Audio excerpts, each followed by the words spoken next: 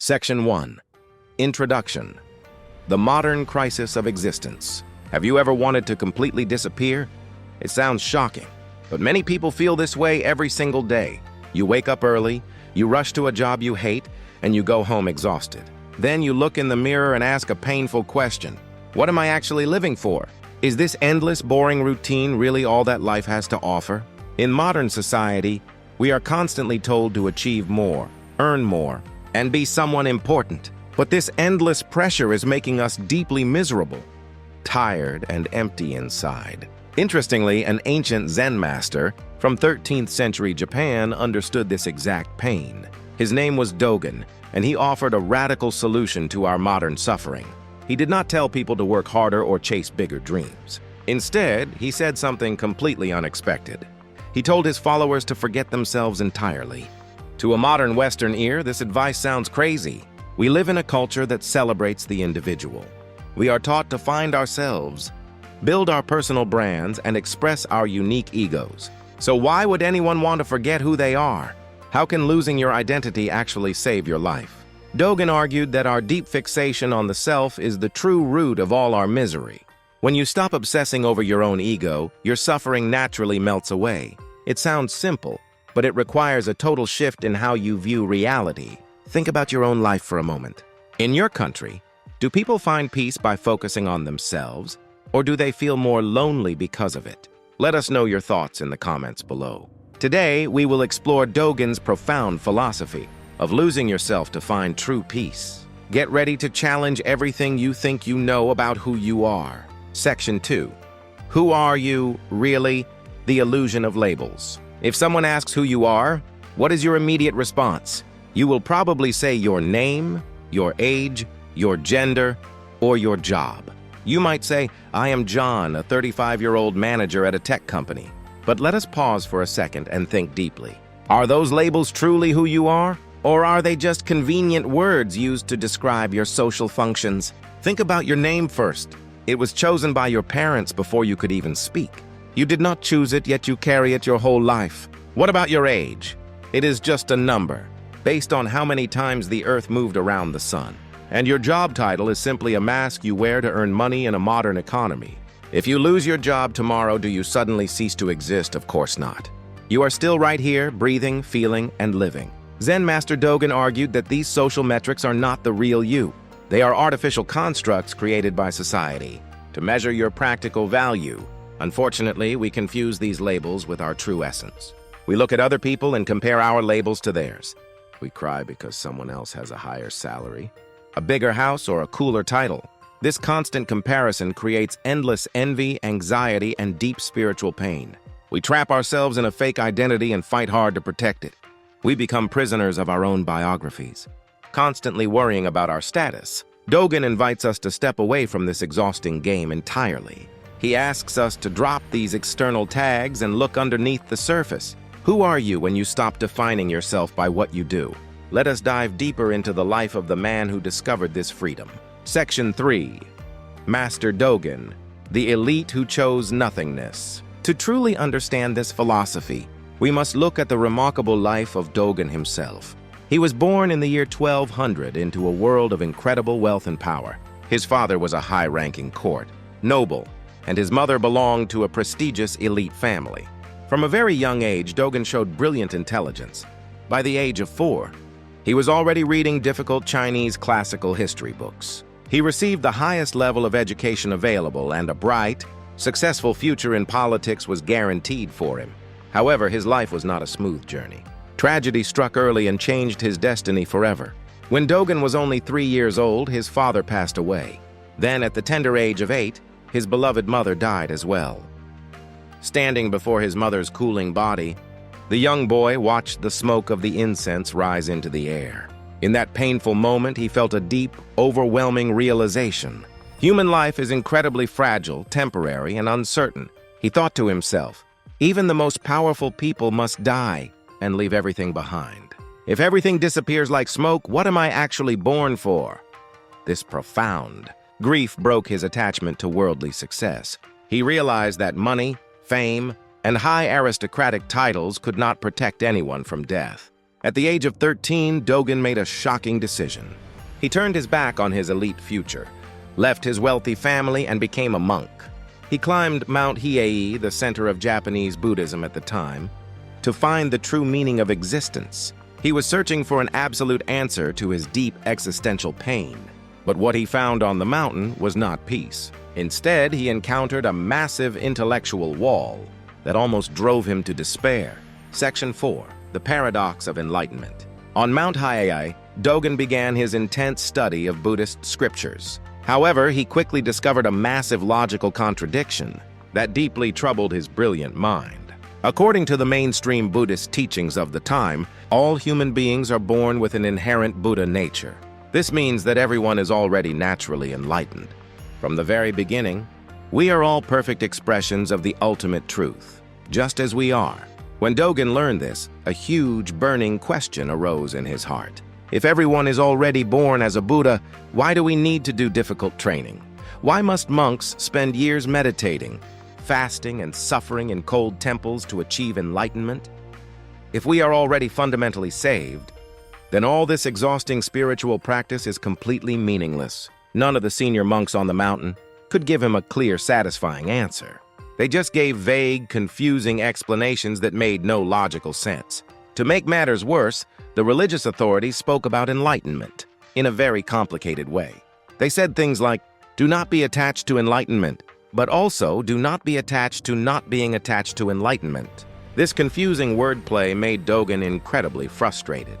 It was like telling a hungry person to eat, but also telling them not to think about eating, while simultaneously telling them not to think about not thinking about eating. Dogen was deeply disappointed by this lack of practical clarity. He did not care about clever intellectual games or fancy philosophical debates. He wanted a concrete, actionable method to save ordinary people from their real, everyday suffering. Realizing that Mount He could not give him the truth, he decided to pack his bags and leave the mountain at the age of 15. Section 5. Shikan-taza, just sit and exist. Determined to find the true answer, Dogen made a brave decision. At the age of 24, he traveled across the dangerous sea to China. He visited many temples and asked the same burning question to the masters there: why do we practice if we are already enlightened? For a long time, nobody could satisfy him, but finally he met a strict Zen master named Nyojo. Nyojo did not care about clever arguments or long philosophical lectures. When Dogen asked his famous question, the master gave a very sharp and direct answer. He told Dogen to shut his mouth and simply sit down on the floor. He said that true Zen practice is nothing but the total dropping away of body and mind. It means letting go of all your desires, your thoughts, and your worries. You must not sit in order to become a Buddha. You must just sit, completely for the sake of sitting. After hearing these intense words, Dogen finally experienced a massive breakthrough. He realized that he had been looking at the problem completely backward. Enlightenment is not a faraway prize that you win at the end of a long journey. It is not a special superpower that you get after years of painful training. Instead, the very act of sitting without any purpose is itself enlightenment. Dogen called this revolutionary concept Shikan-taza. It literally means nothing but precisely sitting. When you sit without chasing a goal, you stop living in the future. You stop treating the present moment as a mere stepping stone. You just exist right here, right now, completely whole and complete. The practice and the goal become one single beautiful reality. You do not run toward peace. You realize that peace is already underneath your feet. Section 6. Forgetting the self to find the universe. After returning to Japan, Dogen wrote down his deepest realizations in his masterpiece, the Shobogenzo. In this famous book, he shared a phrase that would echo through history. He wrote, "To study Buddhism is to study the self. To study the self is to forget the self." At first, this sounds like a strange riddle. How can studying yourself lead to forgetting yourself? Let us break it down using a very simple example. Imagine you are running a race at your school. If you focus entirely on your individual name, your ego, and your speed, you feel intense pressure. You look at the person next to you and think, "I must beat him. I cannot look slow." This creates fear, envy, and deep isolation. But what happens if you change your perspective completely? What if you stop focusing on your tiny ego and instead view yourself as part of a massive team? Suddenly, your personal fear disappears. You are no longer an isolated runner fighting against the world. You are simply a natural part of a much larger, beautiful movement. Your small identity melts away into the group. Dogen argued that the exact same thing happens on a cosmic scale.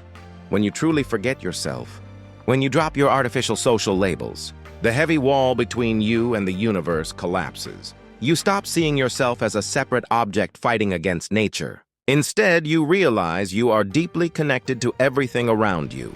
You are the trees, the wind, the rivers, and the stars. In Western cultures, people often try to fix their problems by making their egos stronger and more successful. But is that really working for us? Or does focusing too much on the individual actually make people feel more disconnected? Tell us your experience in the comments below. Section 7. The Trap of Goal-Oriented Living. Why does our modern life feel so incredibly exhausting? Zen Master Dogen discovered the hidden answer centuries ago. He warned that setting extreme goals actually turns our lives into a dangerous trap. In our modern world, we are constantly praised for being goal-oriented. We set targets for our careers, our wealth, and our relationships. We believe that achieving these milestones will finally make us happy. However, Dogen points out a very dark truth about this lifestyle. The exact moment you focus entirely on a future goal, you destroy the value of your present reality. Your current life stops being a precious experience. Instead, it becomes a mere tool, a stressful stepping stone to get somewhere else. Let us look at a simple story to understand this clearly. Imagine a young artist who loves drawing characters. At first, he draws simply because it brings him pure, innocent joy. He shares his work with friends and they laugh together. But one day, someone tells him he should become a professional comic artist to earn money. Suddenly, everything changes inside his mind. Drawing is no longer a fun activity done for its own sake. It becomes a hard, stressful task to achieve a future career. He starts comparing his art to others, feeling intense jealousy and deep anxiety. The pure joy of creating completely vanishes. This is exactly what happens when we live solely for the future. We become obsessed with our own egos and our social status. Dogen calls this chasing after dirty values. We are always running toward a finish line that keeps moving further away. We forget how to simply live, and we turn our daily existence into an endless, painful chore.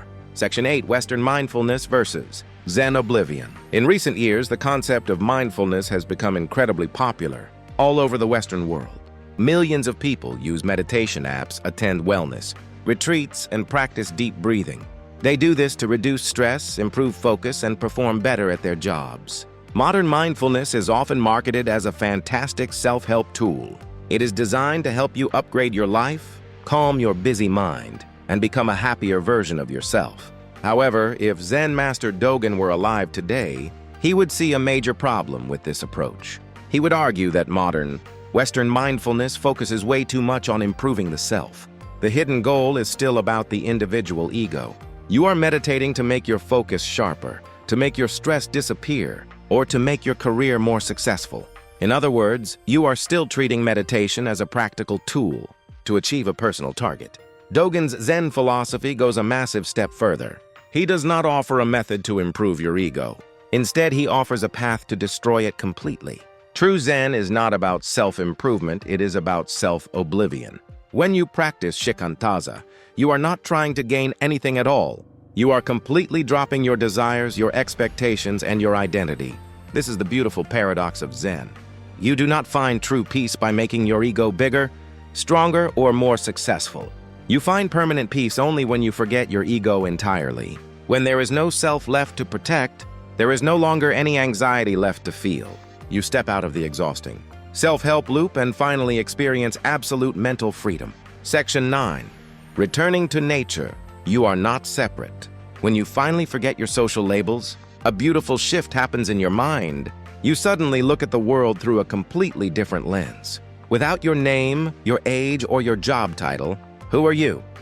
You realize that you are not a separate object dropped into an empty universe. You are not a lonely soldier fighting against a cruel and cold environment. Instead, you are a natural expression of the earth itself, deeply connected to everything. Think about a single wave in the middle of a massive, roaring ocean. If that tiny wave looks at the other waves, it might feel terrified.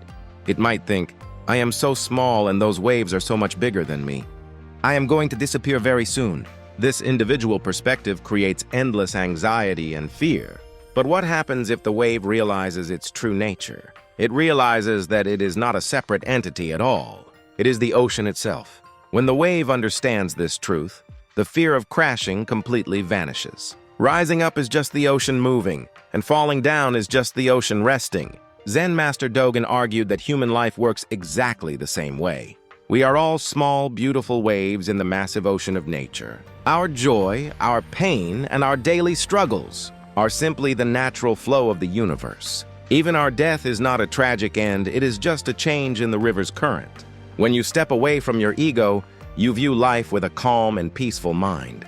You realize how silly it is to compare your labels with anyone else. You are already part of the whole and you belong right here. Section 10.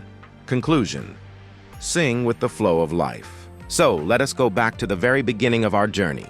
If you are feeling completely crushed by the heavy demands of modern life, remember Dogen's radical wisdom. You do not need to fix your life by constantly adding more things.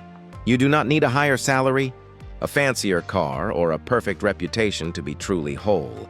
The deep exhaustion you feel right now is not a sign of failure. It is simply your soul telling you to stop playing this exhausting artificial game. It is time to drop the extreme, goal-oriented mindset that turns every precious day into a stressful means to an end. Stop obsessing over who you are supposed to be according to society's metrics. Let go of the heavy labels, the rigid definitions, and the constant comparisons. They are not the real you anyway. They are just words. Instead, take a deep breath and learn to simply sit and exist.